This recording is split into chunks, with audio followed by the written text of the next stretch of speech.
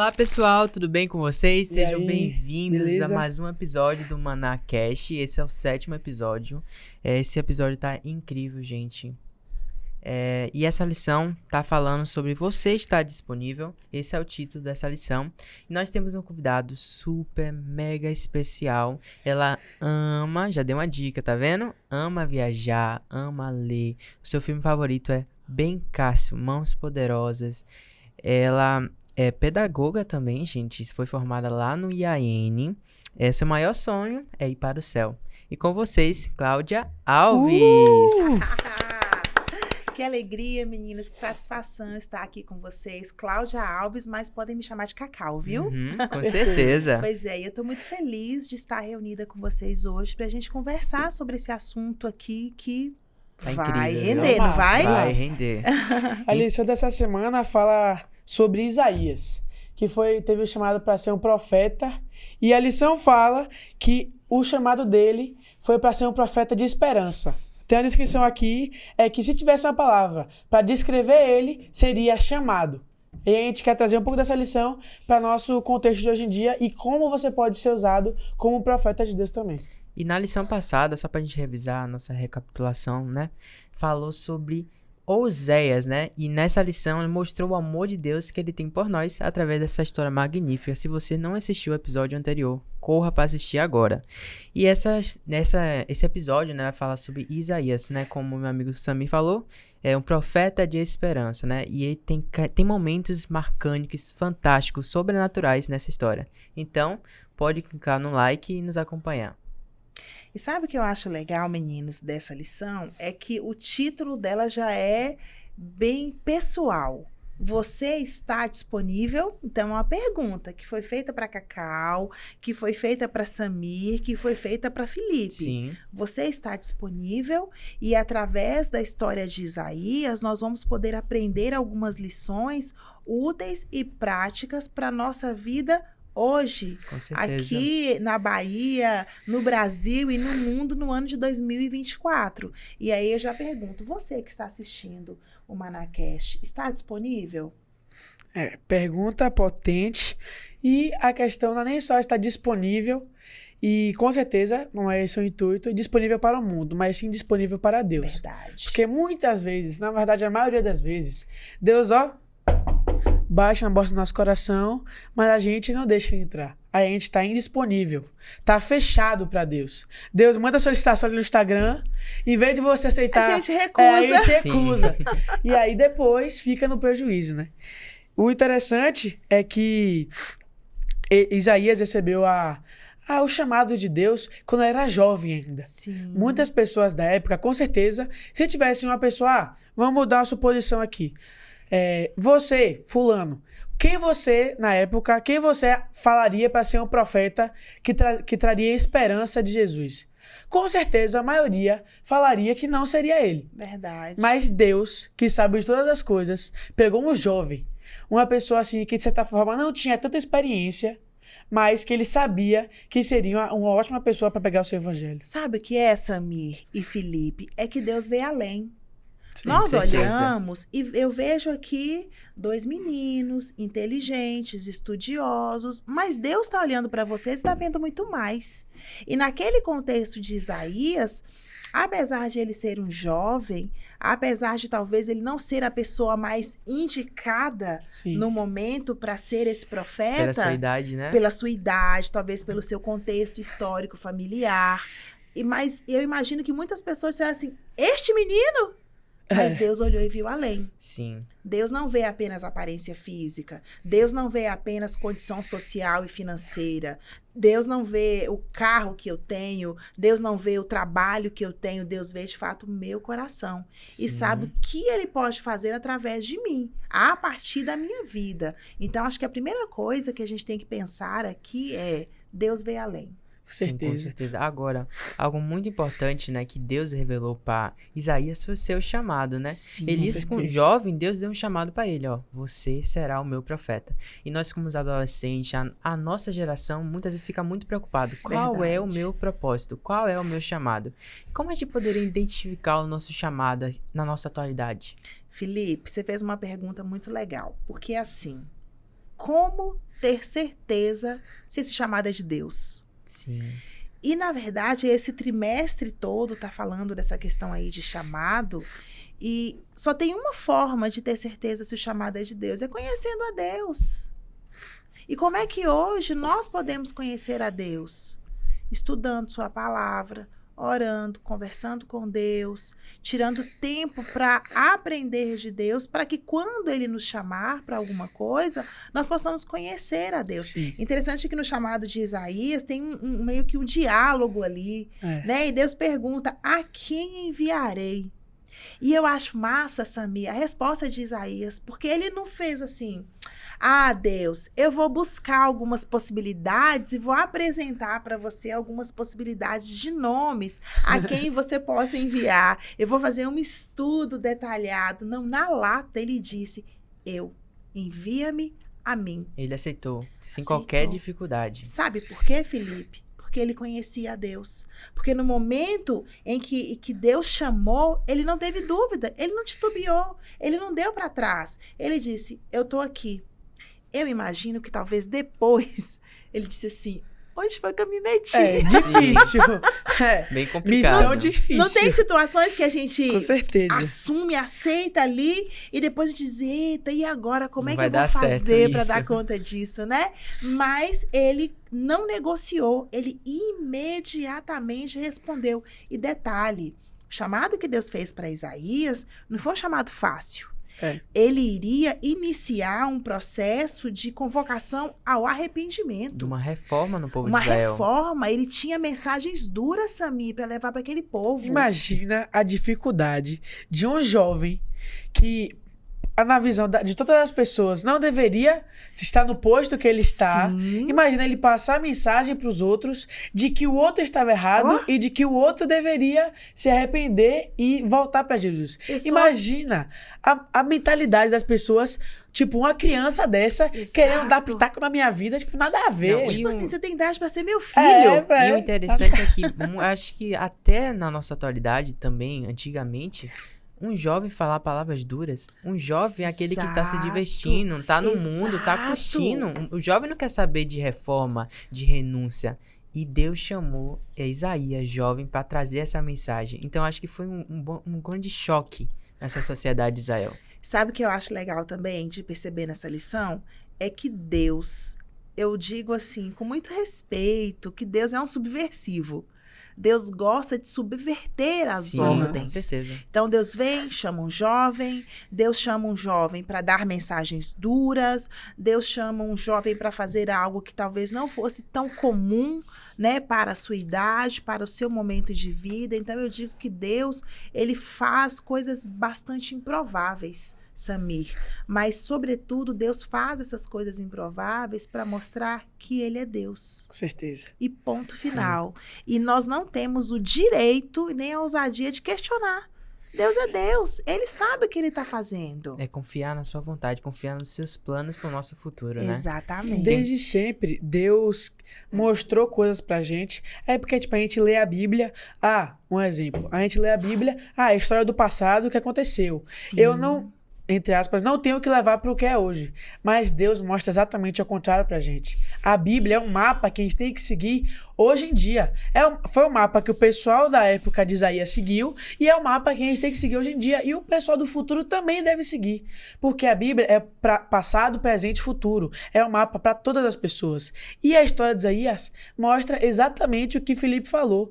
Um jovem, e como você falou também, um jovem era algo subversivo. Aham. Era algo que não fazia sentido na cabeça das pessoas. Exato. E hoje em dia, como o Felipe falou, os jovens estão cada vez mais querendo fugir dessa missão que Deus sua tem para eles. responsabilidade. Mas Deus mostra na Bíblia, e principalmente na história de Isaías e em várias outras, que a gente precisa seguir o chamado que Deus tem pra gente. Exato. Precisa aceitar e realmente falar e pregar a palavra dele. Agora, tem algo interessante aqui que ela te diz, que Deus escolheu os jovens para serem sua mão auxiliadora. Uau. Eu acho isso aqui totalmente privilégio, incrível. né? Deus escolheu uma classe social, uma parte da sociedade que é totalmente rejeitada, que é mal vista para fazer grandes coisas por ele.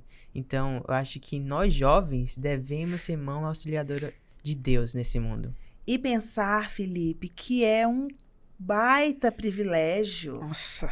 sabe? Eu, no caso vocês, né? Que eu já não tenho mais a idade de vocês, não sou mais jovem como vocês, mas pensar assim, que vocês, na tenra idade, nesse momento tão importante da vida de vocês, vocês podem ser essa mão auxiliadora de sim. Deus.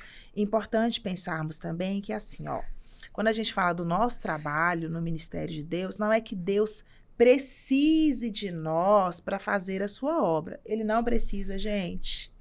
Não Mas precisa. ele permite que eu e você estejamos envolvidos. Sabe Para a por nossa quê? salvação também. Para a nossa salvação. Porque quando eu me envolvo na obra de Deus, eu estudo mais a Bíblia, eu busco mais a Me Deus, dedico mais. eu me dedico Sim. mais, eu canalizo as minhas forças para coisas que são verdadeiramente Sim. boas. E quem é o grande beneficiado com isso? Eu. Somente a gente. Somente a gente. Se você que está assistindo nunca experimentou dar um estudo bíblico, eu te desafio a fazer isso.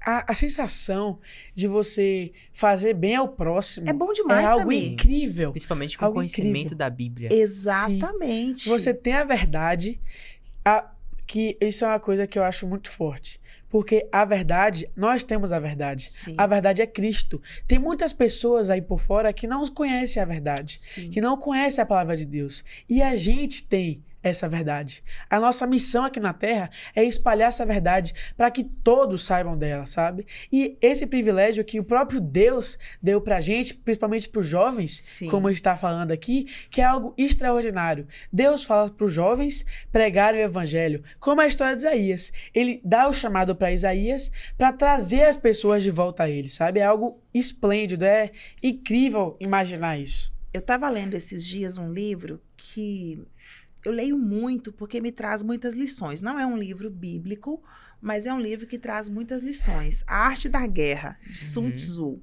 E eu estava justamente lendo sobre essa importância do preparo de quem vai para uma guerra, né? Então, o líder tem que estar preparado, todo o batalhão tem que estar preparado. E quando nós trazemos isso para o aspecto espiritual, e eu penso em muitos jovens engajados num exército sagrado. Sim. E eu penso que esses jovens não podem, Samir, ir para essa batalha de qualquer jeito. Desprotegido, sem um treinamento, sem um preparo.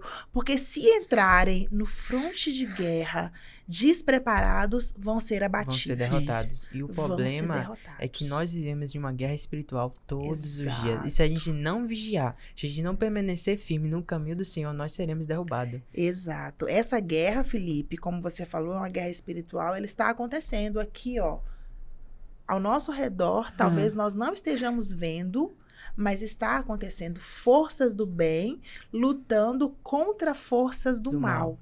E eu preciso tomar partido. Sim. Aquela história de ficar em cima do muro, Não tem como. não tem Toma uma como. decisão. Não tem como. E tem uma ilustraçãozinha que se usa, eu gosto muito, ela é bem básica, assim, mas diz que aí tava os anjos de Deus e os anjos de Satanás disputando ali, e a pessoa em cima do muro, né?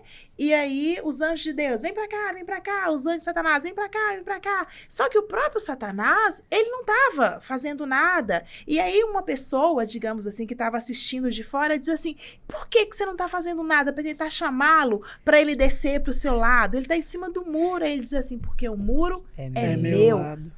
Oh, isso é muito forte. Ou Essa é a você pior é de posição Deus, de todas. ou você é de Deus, ou você não é de Deus. Não tem meio termo, Não tem Samir. meio termo. Não tem Ou você se negociação. entrega literalmente de corpo e alma para Cristo, para viver o seu evangelho, ou você é do inimigo. Exato. Isso é muito forte. E outras coisas, uma curiosidade que eu acho muito, muito legal, que eu pensei e já tinha visto antes, é que eu vi um vídeo falando sobre isso, é que, por exemplo, você pega uma classe de crianças, tá?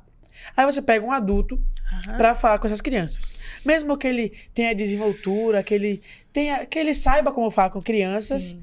a atenção que ela vai ter não vai ser tão forte assim, como a de um jovem, por exemplo. Só que aí Sim. você pega um jovem. Uma coisa que é fato é que a categoria, pelo menos na minha percepção, mais difícil para você se comunicar são com os jovens. Porque a maioria dos jovens é rebelde, não quer saber de nada. Não quer conversa. Só quer se divertir. Quer ficar no seu mundinho. Aí você pega um jovem, que é a faixa etária de idade mais difícil de se falar. Aí você pega um jovem que tenha domínio do que ele está falando, que saiba como falar. Primeiro, ele vai saber falar com os adultos.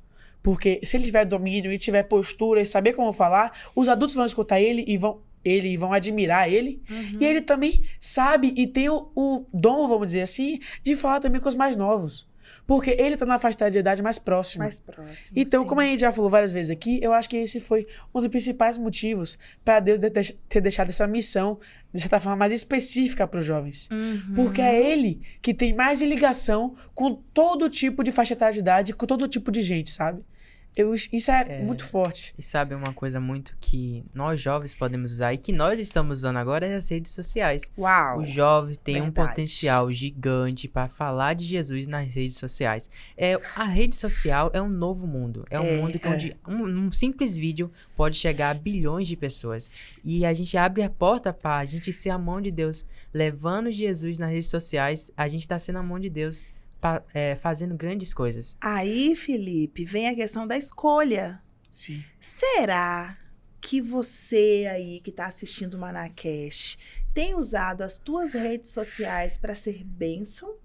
Ou será que você usa as tuas redes sociais somente aleatoriamente para falar? Eu não tô falando que a gente não possa fazer isso não, colocar coisas engraçadas do dia a dia, da vida, mas de alguma forma essas redes sociais podem ser usadas sim Para glorificar o nome de Deus. Inclusive tem uns dados aí, eu né, ia falar Samir? isso agora, aqui na Fala lição, aí. uma curiosidade massa é que fala uns dados das redes sociais hoje em dia, que fala assim, estatísticas revelam que mais de 4 bilhões de pessoas usam a internet no mundo inteiro.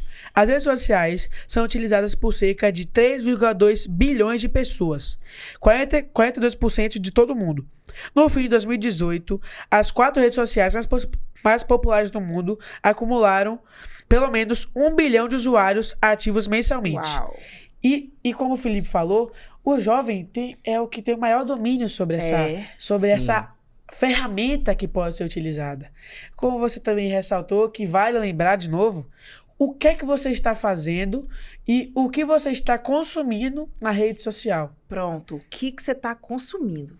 Isso é muito sério. Ponto principal. Se você consome algo, isso é fato. Se você consome algo que te joga para baixo, você automaticamente vai ficar para baixo e vai acabar levando outras pessoas para baixo.